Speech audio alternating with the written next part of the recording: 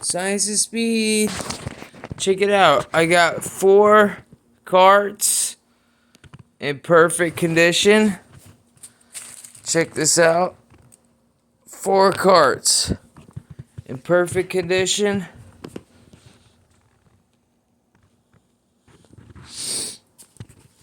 They're in great condition. The casters work good.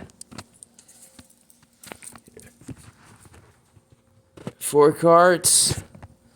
The store does not want them back. I called them and they do not want to pick them up. And I have a total of 12 of these. They're in perfect condition. All the stuff is on them. Like, this is like at least like, I don't know, 50 pounds of metal. So me and my mother are not gonna be able to take it to the recycling yard unless we get them into really small sections. And I really don't. It's not worth all the work to cut them up into really small sections.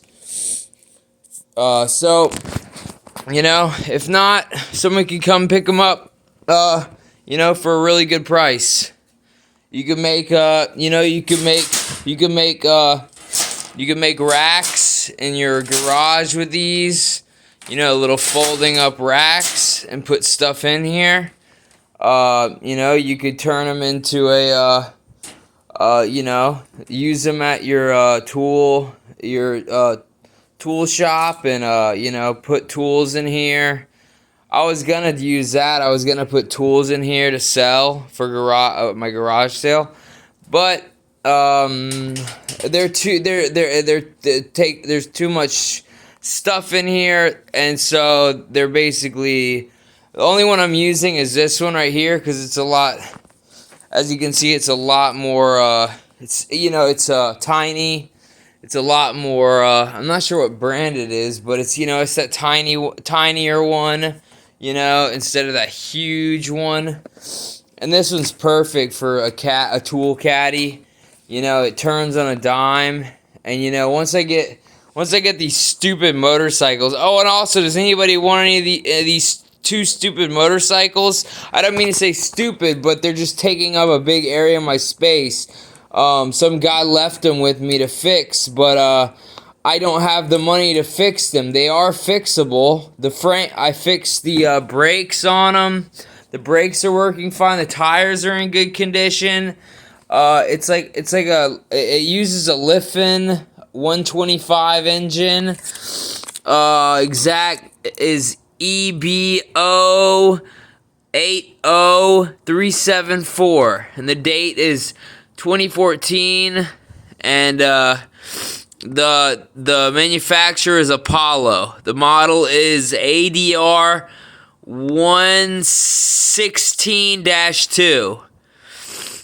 And it's a 110 milliliter displacement. And it has new front calipers. Brand new front calipers to match the bronze painting. It's got a new master or slave cylinder, and the shocks have been cleaned, and also they've been re-oiled, and all the electronics are fixed.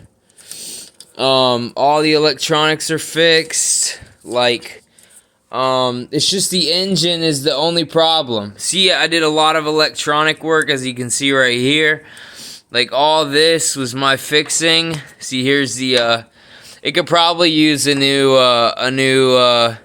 CDI. I forgot, it's been so long that I worked on motorcycles, but not the distributor, but the CDI pack.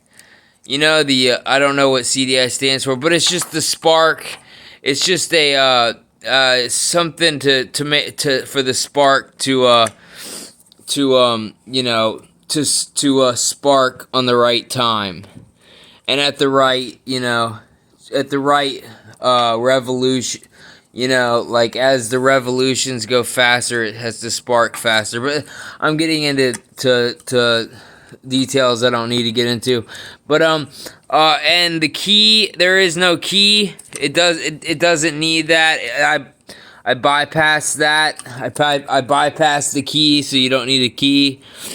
But it's just a little pit bike, and you see everything. Oh, and it's got a brand new. It's got a brand spanking new ignition. Ignition, you know? See? This is a sports, really nice high quality silicone, and a really nice coil right here, you know? I always leave that off. And yeah, get clean gas tank. Nothing is warped. It has there's an exhaust up there for it, and yeah, I think it just needs a chain, and but you're probably gonna have to you probably could get one with the engine that you buy, but I just don't have time to deal with this. And I don't really need a motorcycle.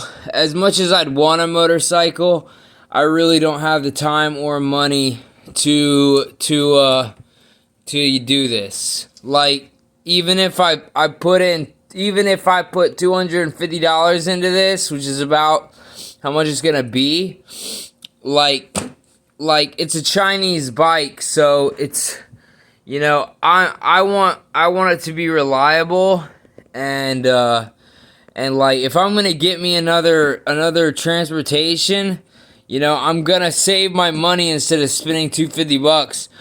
And I don't want a worker upper. I want something that'll work right. I want something that will work with the amount of money I bought. I mean, with the amount of money I paid. So I don't, you know, I just don't have time. I do not have time for this. I mean, like, a lot of these screws were a lot of the screws on this thing were stripped completely, so I've had to pull out every single, you know, extractor kit I have, which I have a ton of them, and it broke the gosh darn thing broke like 2 of them. My really nice Irwin set, it broke like 2 of them. These really expensive extractor kits, you know, these little guys with the helix to extract these. Oh, here it is. There it is. There's the one that broke. You see, it broke right there. That big of a one, that big, it broke it. So it was, you know, it's just too much work for not a lot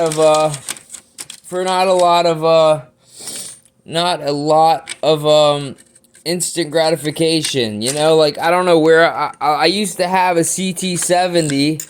I used to have a really nice Honda clone CT70, which used exact, like, the Chinese, this really good Chinese company, not a cheapo company, but a really big established Chinese company. They were going out of business sale because basically the U.S. was ramping up how you know, their motorcycle thing.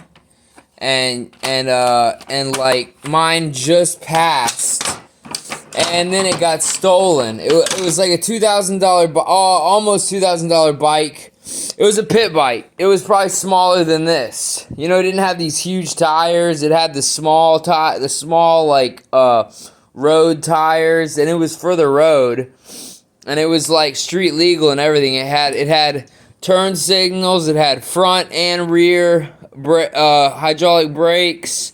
It had stoplights. It had the lights at the front, lights in the back, blinkers. And yeah, I missed that so much. It's a little CT70. If you ever seen it on my Instagram, like, it was a beautiful thing. It was like it was like gunmetal gray, which is one of my favorite colors for a car or a motorcycle. And I put the Honda emblem, the black background with the white winged Honda emblem on it, and it looked so nice. And I didn't do many mods to it. I was about to put a new carburetor into it because they said the carburetors on those were terrible, and that I found out to be true because it ended up just blowing up on me. Fuel started spewing everywhere. I don't know, some guy. It probably would have lasted longer, but some guy that bought some immigrant guy came over here and bought some welding stuff from me, and he said he would tune it himself, and he did some stuff to it, and I was like, bro, I'm pretty sure the tuning's fine. Like, I haven't messed with it at all, and they tuned it from factory, so I'm pretty sure the tuning was fine. So after that, later on, it started spewing gas out of the freaking carburetor. And I mean, I only took this, like, it only had, like, maybe 250 miles on it. So, like, it's crazy that it would go that fast. And then, so, like, and the headers were glowing like the freaking sun. So he obviously didn't tune it right, because if the headers are glowing that much, that means you don't have enough fuel, and you're basically getting a really lean mixture, and it's burning super hot, and your headers are glowing and fuel is spewing out. It means things are getting so hot that like the seals are literally starting to pop, because heat creates pressure. But yeah, the CT70, I still have some parts from it. Like, that's the little whatchamacallit, the little front mud guard on the front. I took that off because I didn't like it very much. Oh no, it was the back one. I didn't like it that much. I wanted it to be a cafe racer, like really minimalist, and like as little parts on there as possible, so I wouldn't have. So if I had to fix it, I'd never. But I was literally about to put a new carburetor on there that a guy suggested me get through the company and on a couple forums that had these same models, and they said the carburetor on there is terrible to begin with. And yeah, I always had trouble getting it started and keeping it started and have it. And a lot of times it would go out in traffic or during a turn or something. The motor would just cut off. And I know how to ride a motorcycle. Like, I'm very good at riding motorcycles. It's not hard. It's just a stick shift with a friggin' handle for to hold the clutch. And yeah, but that it sucks. Like, that CT70 brought me such good times. It only went up 45. It only went to 45 miles per hour, but it here, let me see if I can find the I had the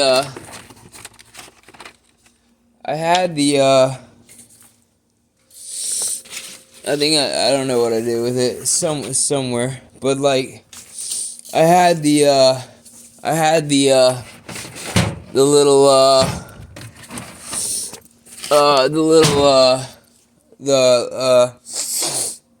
user manual to it, but I guess I lost it. It sucks. Really sucks. It was a really nice user manual too, like a little leather bound manual.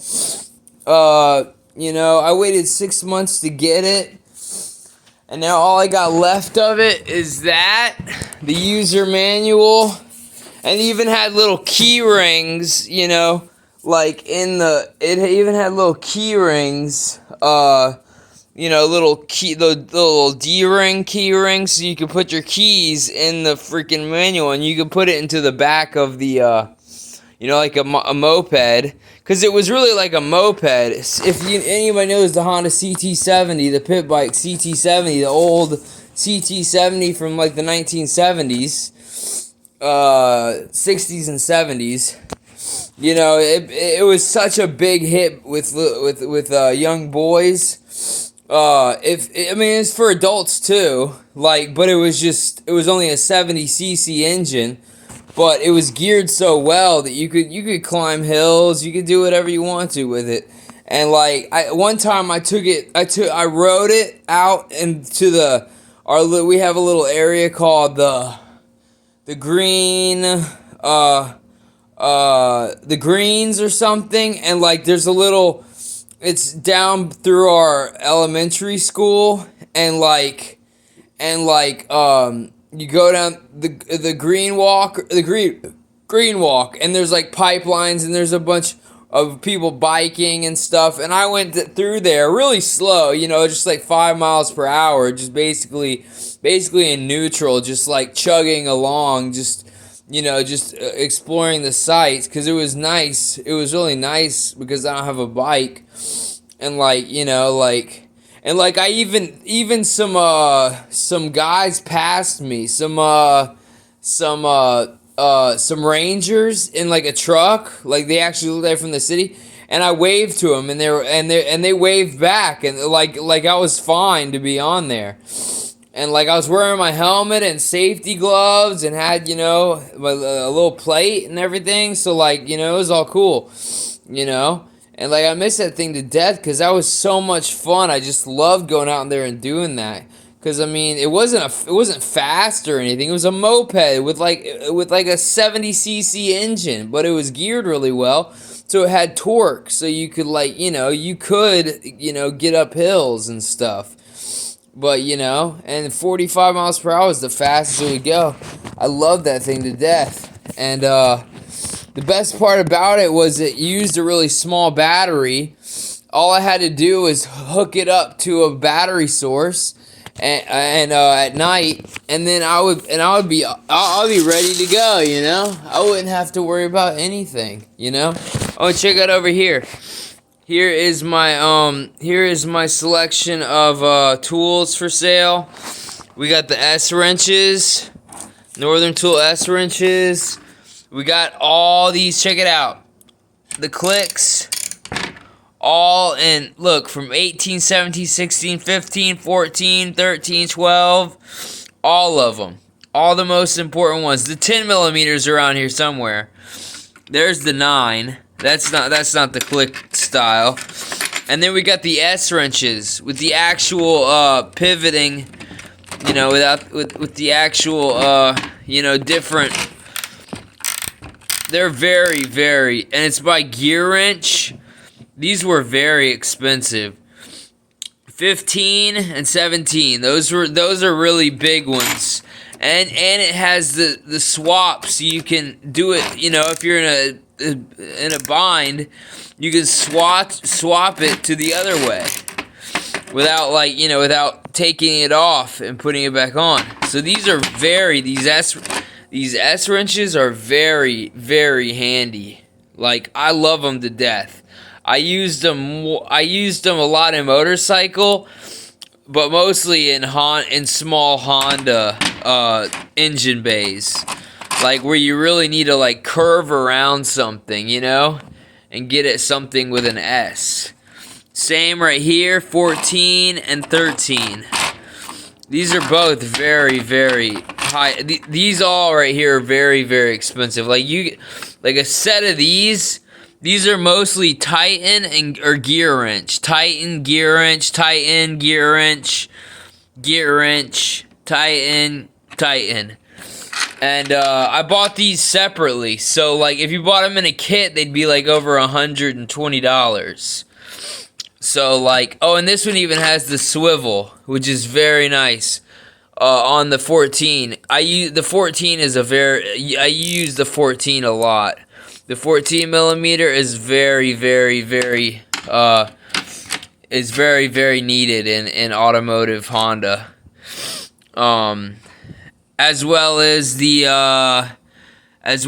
15, and as well as the 12. The 12, 9, 12, 13, and 14. Those are very, very And I also got this really nice Northern tool, very, very small, slender. I love these style.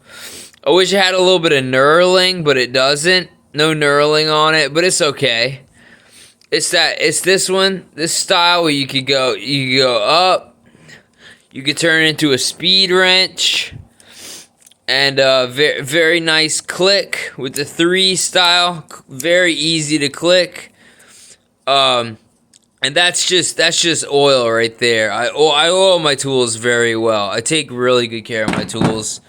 And then, like, you know, just a regular extended. And then, like, another Northern tool. Just regular with a Northern tool or a clutch, which is Northern Tools brand. Swivel. Oh, and the S wrenches are very nice. Or not the S wrenches. Those are the S wrenches. This is the offset. You know, when you're gonna need these a lot. These offsets, and they also provide a lot more leverage because you got a lot. You can hook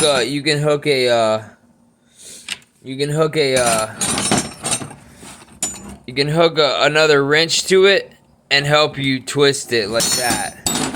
For these big ends, for these 22 millimeters, like, you know, these are really nice. It's really, really nice quality, and it's got texture to it too. Like, very nice imprinting. And it's got the nice 12 so you can get more turns per turns on the nut per twists. And then I got the stubby wrenches too. All their clutches. These are all Northern Tool clutch. And the same thing, 14, 15, 13, just the most important ones, 18, there's more, but this is like most of them. And then I have 2 standard ones, because one of my best friends, well, not really friend anymore at all, stole pretty much, you can see these are all the metric ones. I have all the metric ones, and look,